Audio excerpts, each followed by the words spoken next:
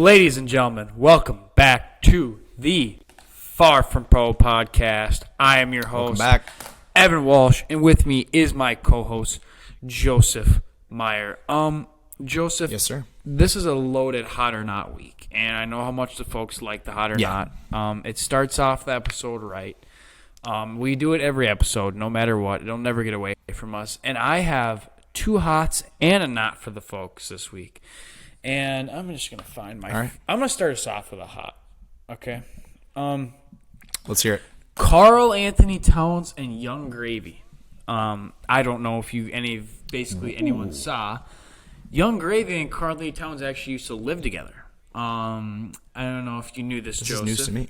Really? But, so apparently Young Makes Gravy sense. and Karl They're Anthony both Towns studs. started hanging out. And then Karl Anthony Towns was renting a house in the hills of L.A. or something. And Young Gravy basically said, I'm just going to move in. And they moved in together, and they became good buddies. So a good hot. This just came out. Young Gravy talked about it on a podcast. So this is a big hot. I mean, it's one of those things where it's like you don't care, you don't need to know it, but when you do know it, it's one of those facts where it's like, something to just keep in the back of your head, you know? That's a dynamic duo right there. That's an unexpected duo. You wouldn't expect, the future greatest center of all time to be teamed up with, one of the greatest rappers in the industry. So, I mean, it's an interesting it's an interesting That's combo two there. hot takes right in a row, Joseph. Are you a Young Gravy guy? I'd be lying if I said I haven't listened to one of his songs. I definitely have. I mean, who hasn't listened to one of his songs? I have never listened to a Young Gravy song and been like, this guy sucks. I've never done that. So no, it's almost like you have to listen to it a little bit ironically, but it's almost like so bad that it's good in a way.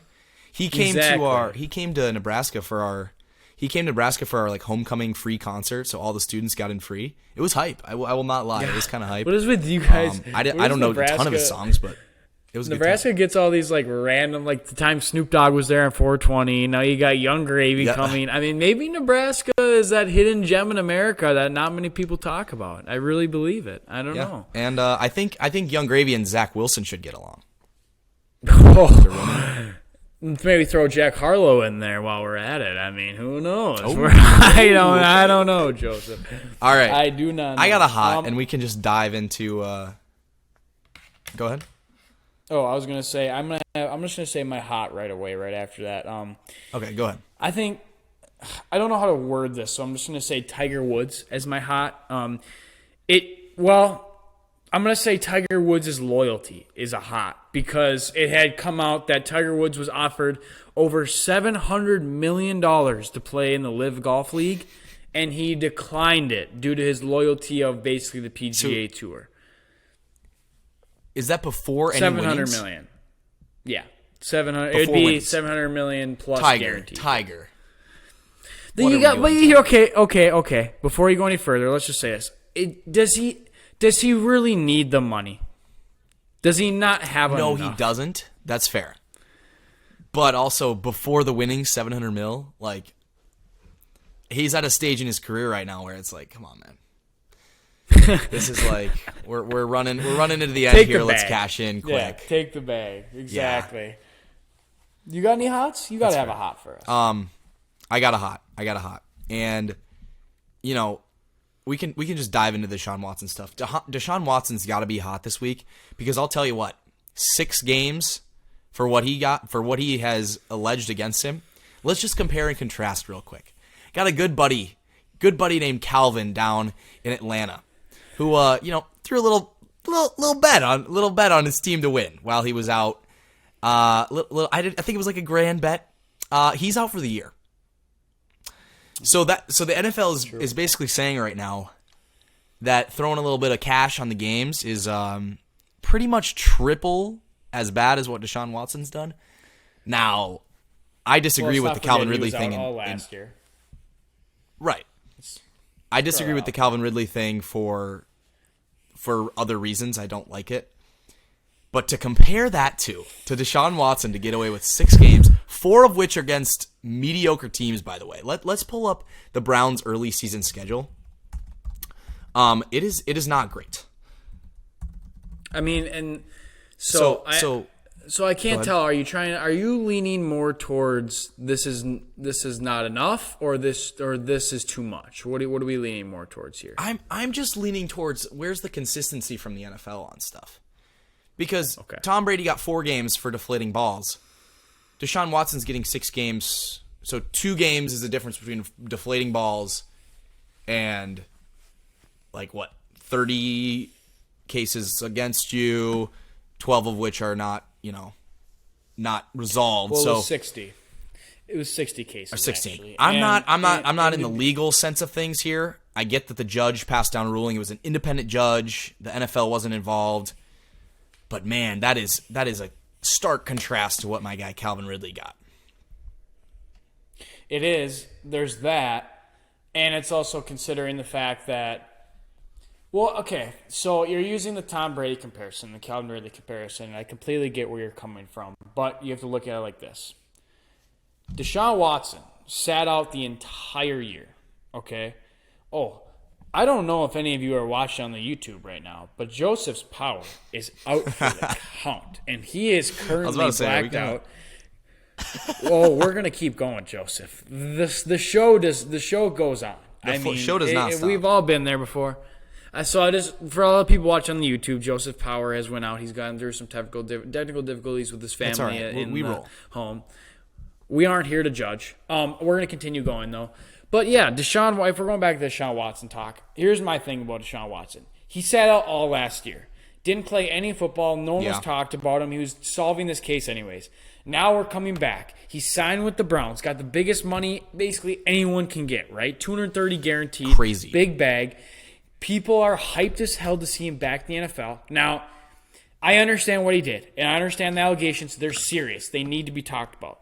But, and maybe I'm a scumbag for saying this, but I just think it's time to let Deshaun play. He sat out all year, went through absolute hell just playing for the Houston Texans in general. Let's not forget, he led the league in passing yards with that team when they won 5 games. And he had Brandon Cooks as wide receiver 1, okay? He's a complete and utter stud. The issue is he can't goddamn play. Now, again, the allegations are, and here comes Joseph. Right back to you, folks. But I understand the allegations. They're very serious. You can't get away from that. But at the same time, wouldn't it be good for football to have Deshaun Watson back on the field with all these young quarterbacks that are going on? Joe Burrow, Patrick Mahomes, Josh Allen, Lamar Jackson. And I don't doubt that. It would just make football exciting again. We need Deshaun Watson on the field. No as a fan doubt. of good quarterback play, yes, you have to be excited about this. Only 6 games. But, and as a Browns fan, let me tell you, dude, they're winning they're winning at least 5 of those games that he's gone. They're going 5-1 to start the season. Eagles, Bears, Browns, Jets, Steelers, Falcons. Are you kidding me? Come on. Or wait, no. Hey, 2 of those games are little preseason. warm-up schedule for them. Panthers, We Jets, got a little Steelers, warm-up Falcons, schedule and then for they them, get right? the Patriots. So, man, with Nick Chubb back there in that O-line and that defense, I would not be surprised if Deshaun Watson's coming into a 4-2 team. Now they're still going to try to get more games on him, I believe, from the NFL. And Deshaun, we've talked this story to completion. I think it's time that we move on and trust the ruling of the judge. It was an independent judge. But man, when you contrast it, the guys that have got suspended for, I would argue a lot less. I mean, there's guys that have sat out full years example, Joseph. for things that are now legal. I mean, if we want to get into that. So, Deshaun Watson, what he did, obviously terrible. I don't probably like him as a human. As a Browns fan, if you are a Browns fan, you got to be excited because this is a playoff team. And we'll get into that in a couple weeks. Deshaun Watson, you better play well, though, because, buddy, if you don't play well, your whole world is crumbling down. People that are good at football get away with a lot in life. People who are good at football get away with a lot in life. Kidding. And if he is not very good at football this year, he's going to have a hard time explaining that one. You got a knot for us? Yeah, well, this is a big season for Deshaun Watson. Oh, it's huge. The only knot I have is Paige Beckers has tore her That's ACL. tough. Here's the deal. It just sucks. It sucks to see these great athletes get hurt. And it's more of a knot just to say I'm sorry for her. I pray she has a speedy recovery. She's going to miss her entire season this year at UConn. That sucks. She's a really good basketball player.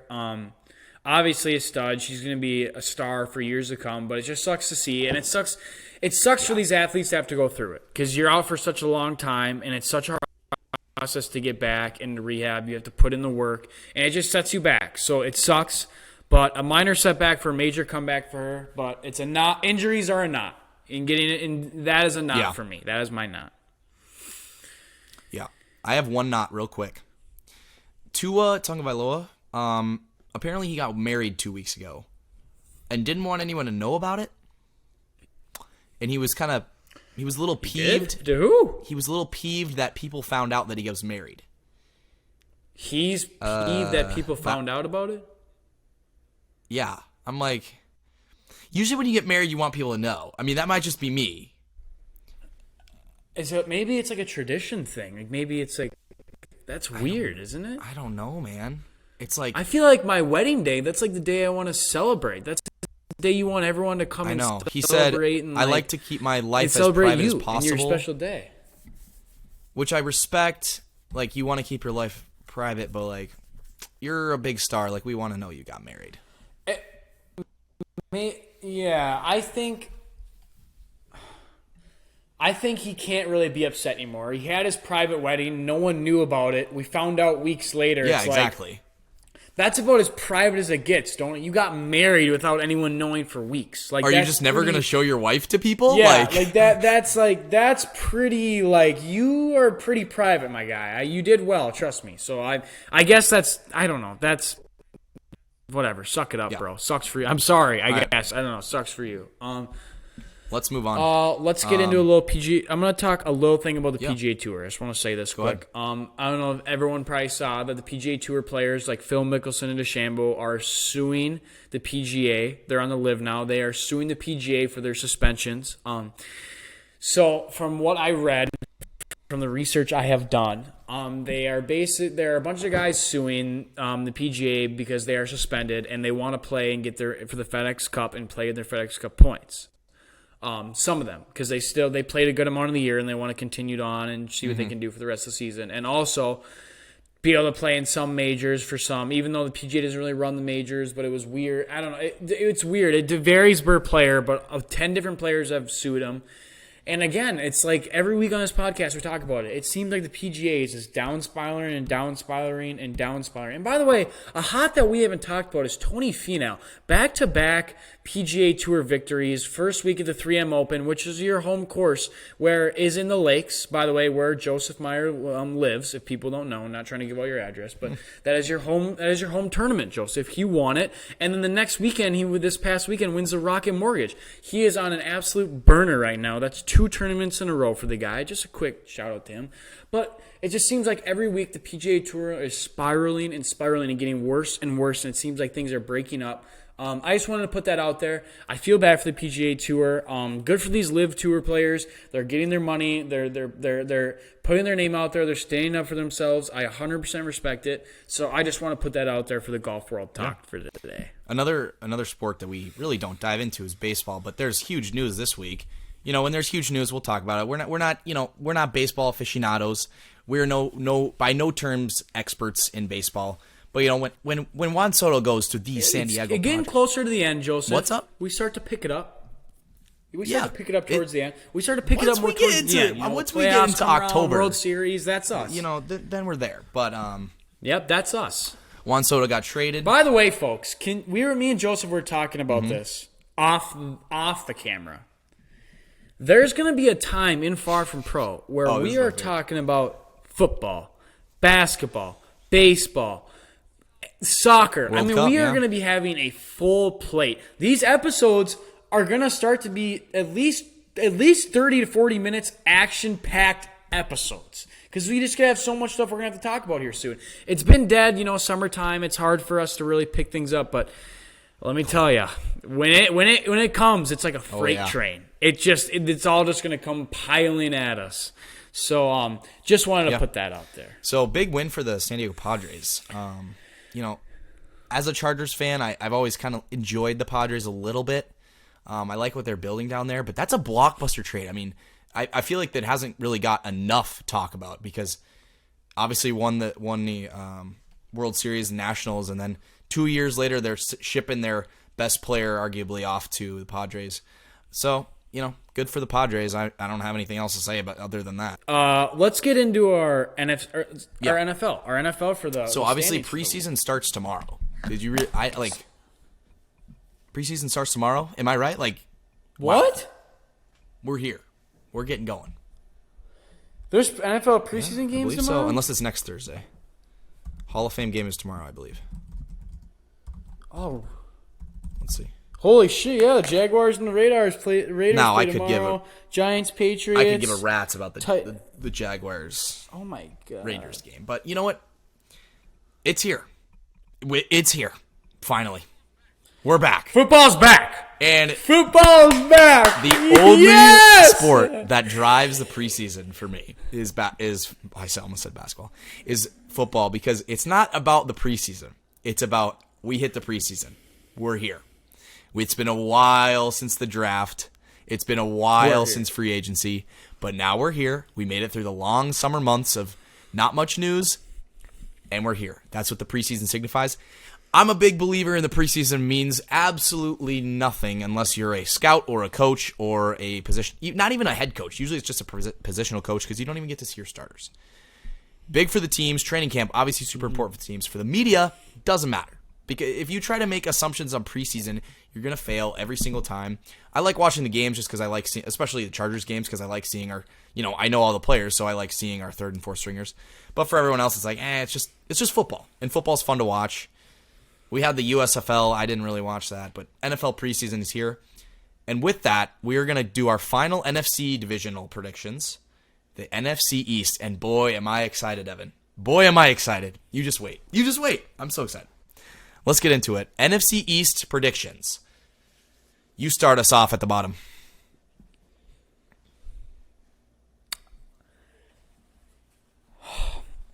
In my coming at the whopping bottom of this division, I got the New York Jets going 6-11. Okay. I think the New York Jets are a better team than they were last year. Yes. You said the Jets? You meant the Giants. Oh my God.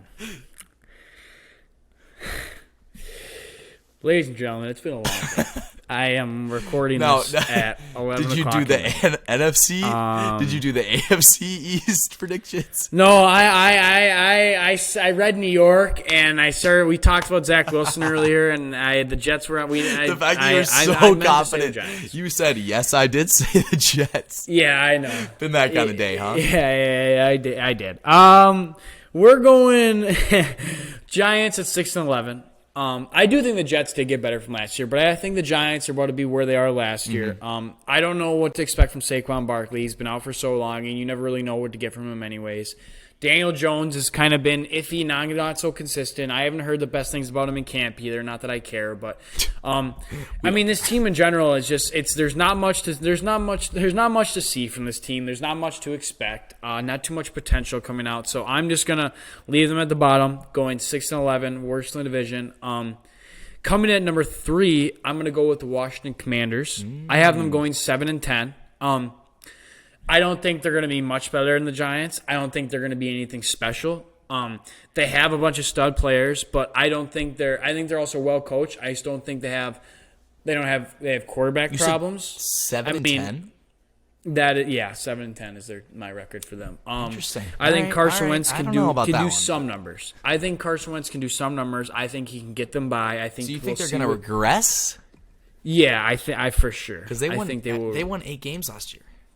That is a true statement, but I think that I don't see much coming out of that camp. And also considering the fact that their schedule, they don't have an easy schedule, and they also, I know it's the NFC least, but they have 2 teams in their division that are for sure better than them. That I think are 4 losses right there in and of itself. So, but we don't need to get all right. We'll see. I have my Eagles going second. I have them going 10-7.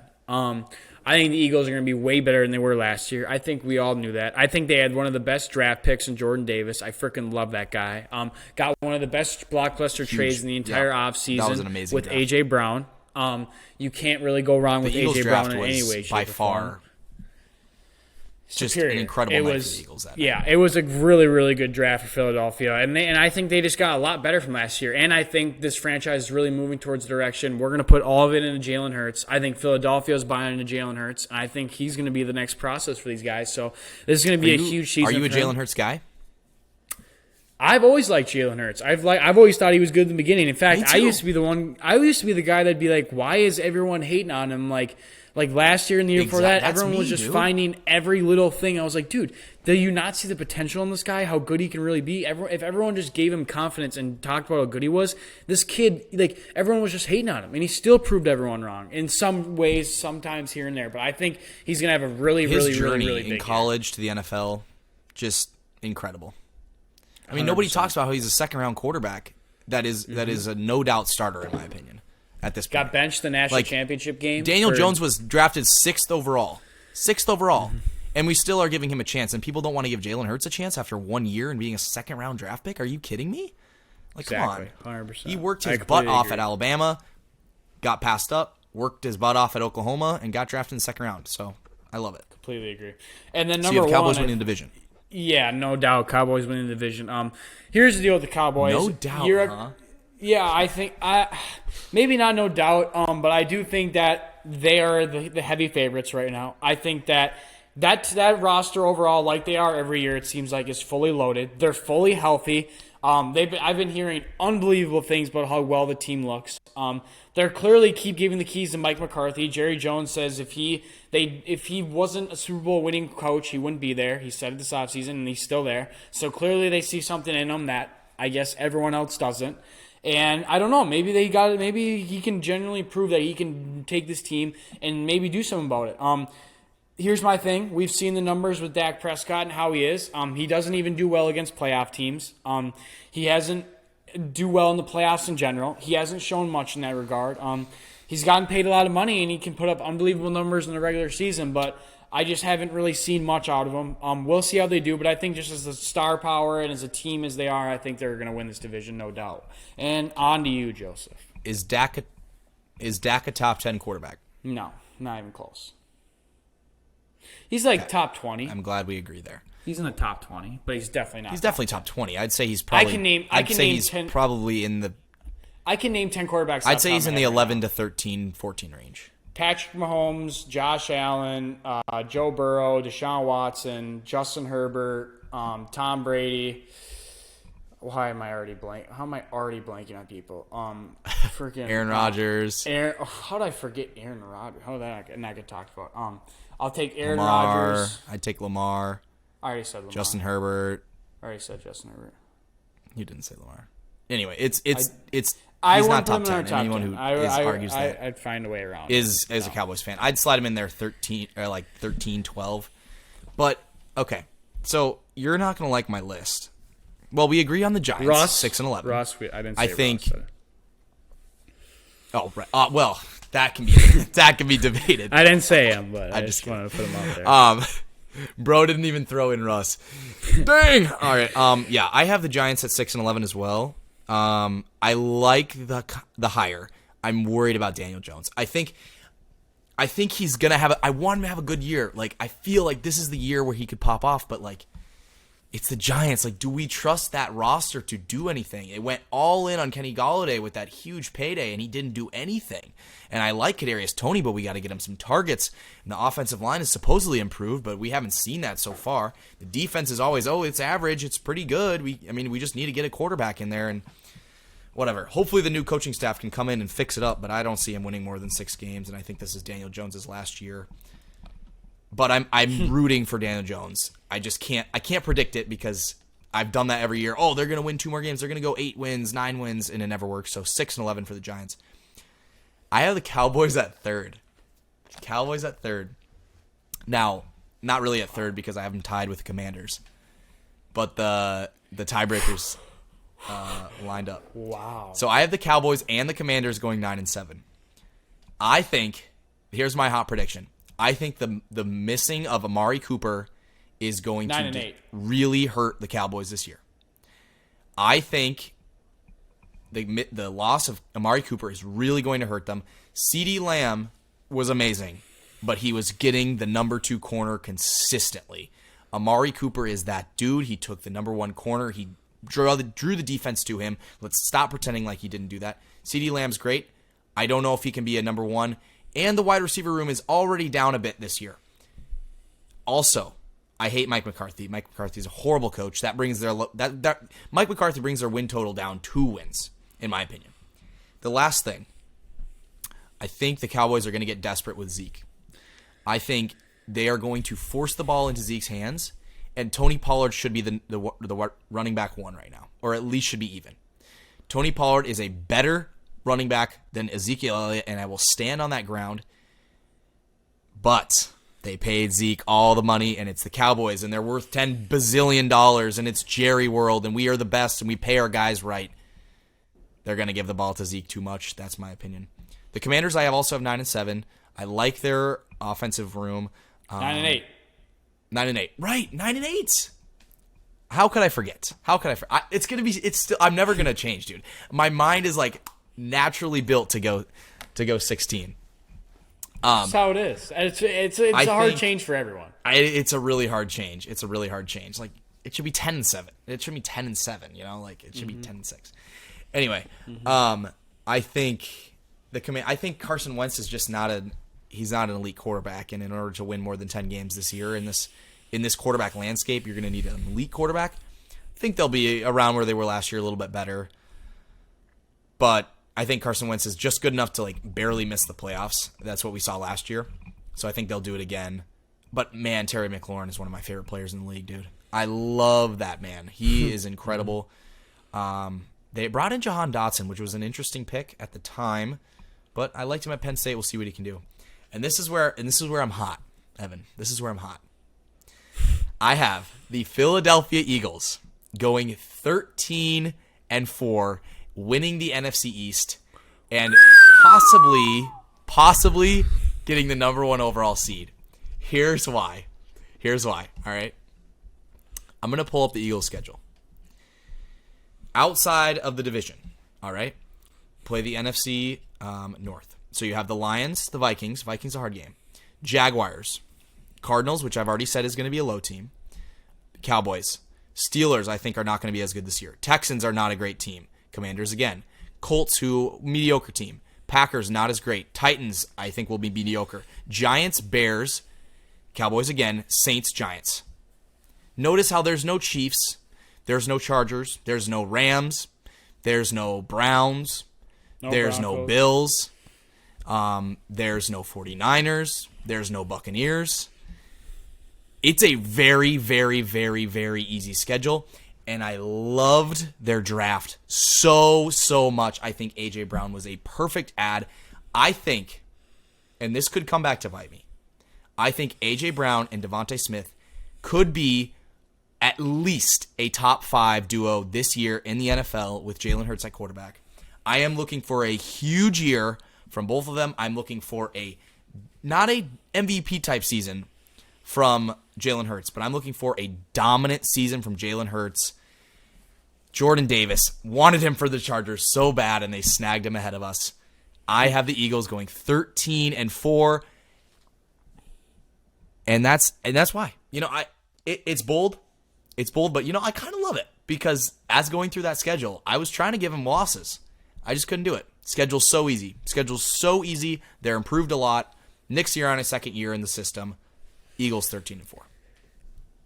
And folks, Joseph just hot as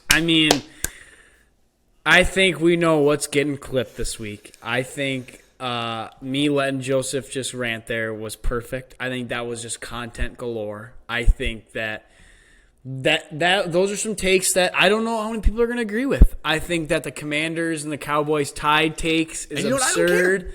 I think that comparing Ezekiel Elliott and Pollard even in the same sentence, and Pollard's very good, but to say that he's better than Zeke, I mean, now we're just it's a bold statement. You just wait. You said what you said, and it was good content, but folks, That is the pod. I'm going to let Joseph cool down here before things get too hot. But ladies and gentlemen, thank you for listening.